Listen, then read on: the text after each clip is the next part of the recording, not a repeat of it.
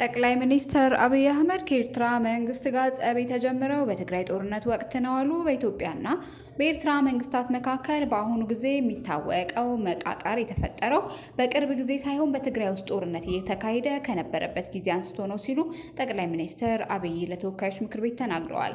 አንዳንድ ሰዎች በኢትዮጵያና በኤርትራ መካከል ችግር የተከሰተው የኢትዮጵያ መንግስት የቀይ ባህር ጉዳይን ስላነሳ ነው ብለው እንደሚያስቡ የተናገሩት ጠቅላይ ሚኒስትር አብይ ይህ ግን ስህተት ነው ብለዋል። ኤርትራ ከተፈጠረች ጊዜ ጀምሮ በኤርትራና በኢትዮጵያ መንግስት መካከል ችግር ነበረ። እኛ ከመጣን በኋላ አያስፈልገንም ይቅርብን ብለን ለምነናል።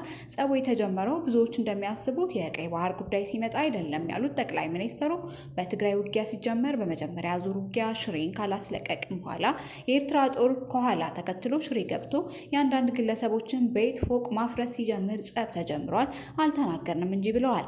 አክሱምን ይዘን ስናልፍ አክሱም ገብቶ ወጣቶችን በጅምላ ሲረሽን ጸብ ተፍገምግሟል።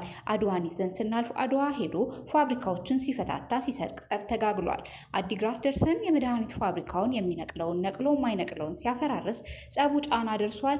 ግን ያን የኢትዮጵያ መንግስት በዚህም በዚያም ለመዋጋት አቅም አልነበረውም። ጠቅላይ ሚኒስትሩ ይህን ጉዳይ በተመለከተ ከኤርትራ ከፍተኛ ባለስልጣን ጋር እንዲነጋገሩ የቀድሞውን የውጭ ጉዳይ ሚኒስትር ገዱ አንዳርጋቸውን መላካቸውንም ተናግረዋል። በተያያዘ ዜና ጠቅላይ ሚኒስትር አብይ ለህዝብ ተወካዮች ምክር ቤት በህዳሴ ግድብ ግንባታ ወቅት አንድም ብድርና እርዳታ ኢትዮጵያ ከየትኛውም ወገን አለመውሰዷን ተናግረዋል። የጠቅላይ ሚኒስትር አብይ የ2018 የበጀት ዓመት የስድስት ወራት የስራ አፈጻጸም ሪፖርት ላይ ከምክር ቤት ለተነሱላቸው ጥያቄዎች ምላሽና ማብራሪያ በሚሰጡበት ወቅት ነው ይህን የተናገሩት።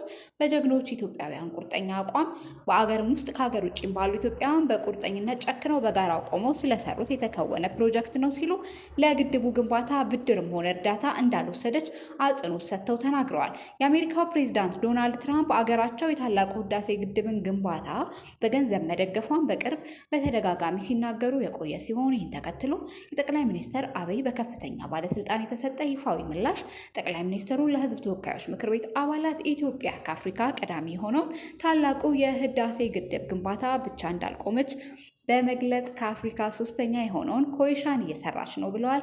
በኢትዮጵያ ውስጥ የግዙፍ ፕሮጀክቱ ስራ አለመቆሙን ለምክር ቤት አባላት የተናገሩት ጠቅላይ ሚኒስትሩ ከአፍሪካ አንደኛው ኤርፖርት ግንባታም ተጀምሯል ብለዋል። በመጨረሻም የቀድሞ የአርሚ 15 አዛዥ ብርጋዴር ጀነራል ጉዑሽ ገብረበዋስ መለቀቃቸው የክልሉ ባለስልጣንና የቤተሰቡ አባላት ተናግረዋል። ጀነራሉ በዋስ የተፈቱት ሰኞ ጥር 25 2018 ዓ.ም ወታደራዊ ፍርድ ቤት ከቀረቡ በኋላ መሆኑ ተሰምቷል። ቀደም ሲል በህግ ሂደት ምክንያት የታሰሩት ጄኔራል ጉዑሽ ገብረ ከውጭ ሆነው ክሳቸውን እንዲከታተሉ በዋስ ተለቀዋል ሲል የትግራይ የሰላምና ደህንነት ቢሮ በሰጠው መግለጫ አስታውቋል።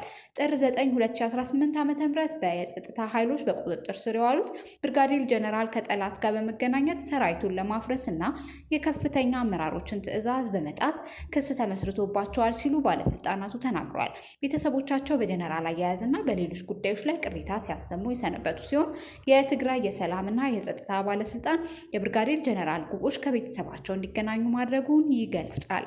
የትግራይ ኃይል አርሚ 15 የቀድሞ አዛዥ ጀነራል ጉዑሽ እስካሁን ድረስ ስለተመሰረተባቸው ክስ ይፋዊ መግለጫ ባይሰጡም ደጋፊዎቻቸው ግን በፖለቲካ አቋማቸው ምክንያት እንደታሰሩ ይገልጻሉ።